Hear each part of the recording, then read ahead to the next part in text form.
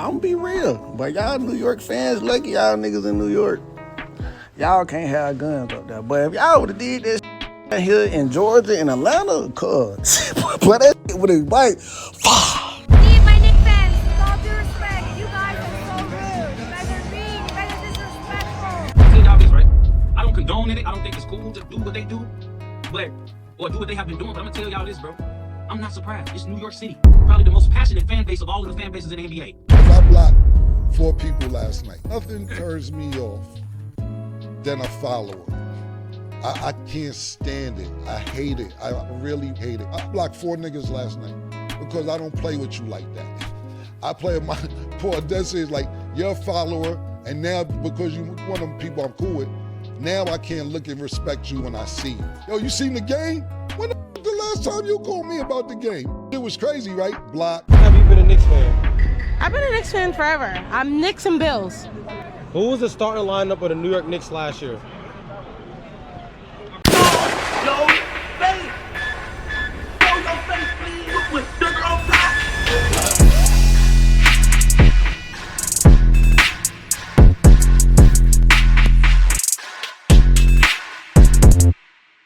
Now, I'm sure y'all done heard by now that although the Knicks are in the finals, it seems like the real action is outside of the arena just as much as it is in the inside of the arena. And you got everything going on from vandalism, Knicks fans going crazy on Spurs fans, ripping their jerseys and beating them up, fans rushing the Spurs bus, destroying plants and cars in Madison Square Garden and anything that they can get their hands on. And you even got Knicks fans fighting other Knicks fans even when they win. It's like they just doing things just to do it at this point, and it no longer seems like it's even about basketball. This whole thing has become a thing for kids to go out there and cause chaos and destroy just about everything in sight. And honestly, if you pay attention to the demographic of people, it's mainly kids. A whole bunch of kids who travel into Manhattan to be on camera causing ruckus, and that's what they're calling a good time. It's every bit of streamer's paradise. However, people who aren't from New York, even if you are, some of them are fed up with the behavior, and they have been very vocal about it via social media. So we're going to get into a few people that had something to say in regards to the way the Knicks fans have been acting, and we're going to see what these people had to say about it. But before we do, make sure you hit that thumbs up button, hype the video so we can get into the algorithm, and if you not subscribed to the platform already, make sure you do so now. Let's get into it. Hold up, y'all. There's no way you're watching this video for free right now. Well, you could be getting paid literally just for playing games while this video play in the background at the same time. Only difference is the increase in your bank account. Now, I'm not saying you'll get rich, but I am saying that you could easily make something while doing nothing except for sitting on the couch playing games if you download the app Free Cash. Tap or click the link I pinned in the comment section or scan the QR code that I put right here on the screen. Also, if you use my link right now, they give you a little something to start off with just for signing up. So if you want a little Uber Eats or something to snack on and don't feel like dipping into your own wallet, play a few games so you don't have to spend your own ends. Now let's get back to the video. Be real, but y'all New York fans, lucky y'all niggas in New York. Y'all can't have guns up there. But if y'all would've did this down here in Georgia and Atlanta, cuz, but that shit would've like, fuck. Fuck. That's hard. Fuck. But what the hell? You don't bring your own back up. Think you finna, man, y'all gonna sit your little baby back there? Y'all nigga tripping, bro. You better, yeah, y'all keep that shit up there, but come that, like, ain't no way. Cause I'm from, well, I wish a nigga would. Cause we from wish a nigga would, folks. Like, but ain't no way in the, you think you finna rip a jersey off me and you going home? Y'all boy funny. But you better call Spider-Man or something. I'm telling you, but your ass gonna be on the ground. Fuck! You know what's funny? Out-of-towners, whenever they talk about New York, they always resort to the guns, right? And I'm not gonna lie, you can see the difference. Like in New York, they're a little more prone to step to you because they know usually you're not gonna have nothing. Whereas when you go to Texas, Florida, Atlanta, and places like that, people are a little more hesitant, especially like road rage, because they already expect you to have a firearm. So I would say that. However, y'all gotta remember, man, you ain't gotta kill somebody over any little thing. He's not lying though. All that ripping jersey, and it's kind of crazy.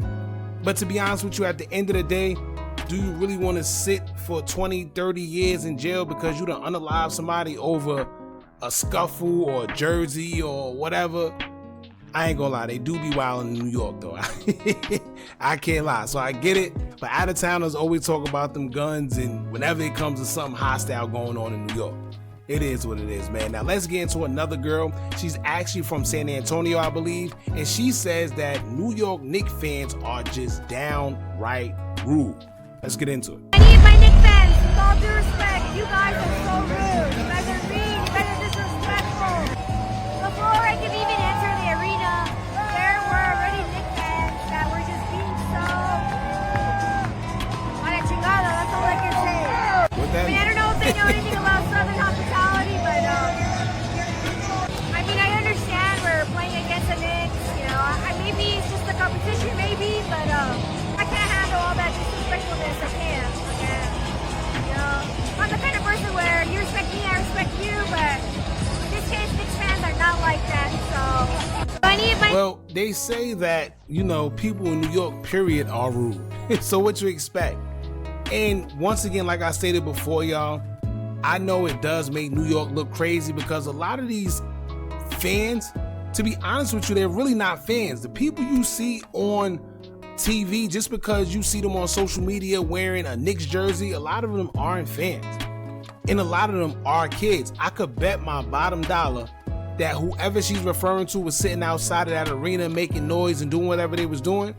They were kids, 9 times out of 10. So at the end of the day, I see what she's saying, but we gotta understand they kids, man. To be honest with you, I feel more that the police should be doing their job more. It's no reason these kids are out here causing ruckus, chaos, and making all this noise and being a nuisance to the people that's actually going to watch the game, and there's not enough police doing anything. When Trump just went to the Garden and they shut everything down, you see how easy that was? You see how nobody was able to do nothing? Now, I'm pretty sure if they applied that same pressure every time the game is on, I bet you we wouldn't see that. But to be honest with you, all this just plays into the whole hype and everything of the game, so I'm pretty sure they just allowing some of this, trust me. But let's go into the next video, y'all, where you have Cameron alleging that one of his friends, I guess, who was never a Knicks fan or never rooting for Knicks, period, all of a sudden he had to block him because he was acting like a follower. And you do have a lot of these guys out here right now. A lot of these guys never paid attention to the Knicks. Ask them when the last time they went to a Knicks game. They couldn't tell you. But suddenly everything is go Knicks, right? Let's check this out. Nothing turns me off than a follower. I can't stand it. I hate it. I really hate it. I blocked 4 niggas last night. Yo, you know what's crazy? That's probably one of my biggest pet peeves right there. Like, nothing else really upset me. I don't get mad too quick. Like, I'm pretty cool. But the thing that grind my gears the most is a follower, especially one where you could tell, like, you know that's not you. Why are you doing that? Why are you acting like that? Don't you hate people that act according to the surroundings that they're in?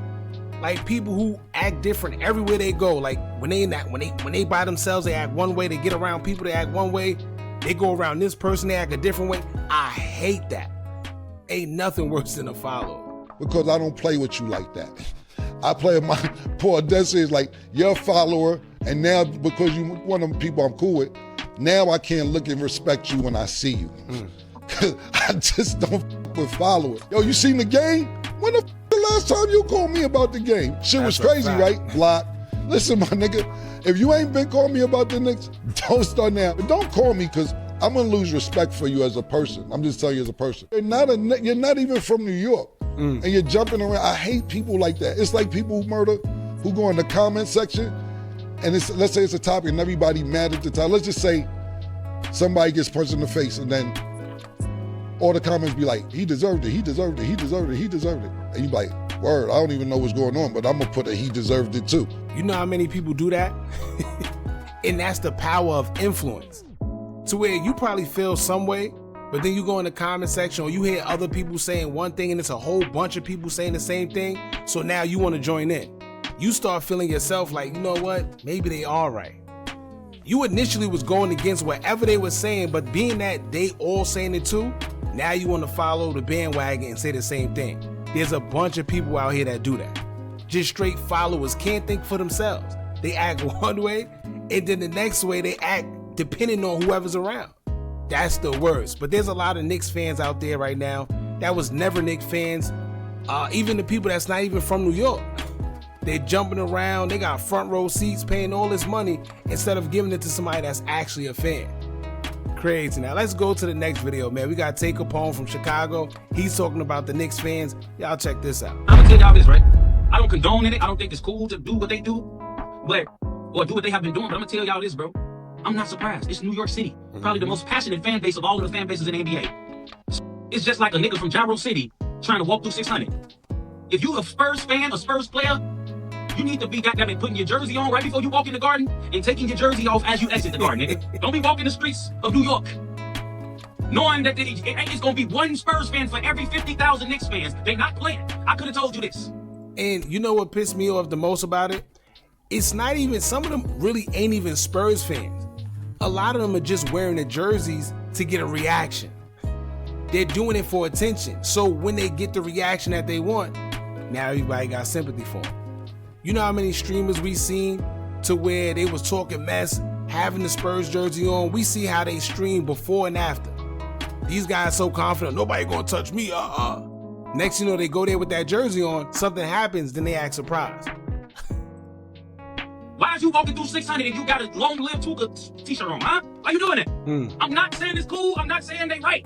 But I'm telling you that I expected this behavior from New York City Knicks fans. A rocket scientist could have told you this was happening. I don't care if you're from New York. Take your Wemby jerseys off when you leave the garden, nigga. Don't walk to your car, don't walk to the bodega, don't walk to your home, none of that. With a Spurs jersey on, you want to prance around Wolves, especially after they lost. After game 3, shouldn't no Spurs fans been strutting around Manhattan thinking it's a game? It's not a game. They're not playing. I'm not saying it's right. I'm not saying that they should continue, but I'm letting you know, bro. You niggas is stupid for even thinking it's cool, bro. I could have told you this. A nigga that's from Chicago, not New York. I could have told you what was going to happen. It's stupid of you. I don't care if you're the toughest man on the street. Don't walk through 600 with a long-lived Hookah t-shirt on. You're asking for it, okay? Now, that was a good comparison. I have it, and he did it to where he made it relatable to where it makes sense. And like I said, there's people that's purposely doing that. So when you get the reaction that you want, why be surprised? But not to mention, everywhere else do it the same. It's just that I guess New York hasn't been in the finals since 1999, and you got that mixed with a whole bunch of kids that's really not even there for the game anyway. So it's a little more extensive. But at the end of the day, we know, like I said before, a lot of people are doing it on purpose, and they're acting surprised when they get the reaction that they wanted. But let's go to another situation where you actually have one of the fans that Cam was talking about who don't know nothing about basketball or New York Knicks, but suddenly they want to be fans. Check this out. I'm Knicks and Bills. Who was the starting lineup of the New York Knicks last year? Can you answer that? Yes. Brunson. OG. I knew that was coming. Towns. Help me out here. Shit. So basically what she's doing is naming everybody that's present on the team now, and it's common sense that they was there last year. That's all she's doing. Gideon Adams. Yeah, Gideon Adams. Let's go. Darren. Watkins. Junior. Junior. Who in your opinion is a better New York Knick, Gideon Adams or Darren Watkins Jr.? Hold up, one second. First of all, she looked gone. Right? And to be honest with you, he could have said Tom Brady. She would have said Tom Brady. She don't know who the hell was on the lineup. Gideon Adams or Darren Watkins Jr.? Watkins Jr. Watkins Jr. Watkins Jr. What does Watkins Jr. do well?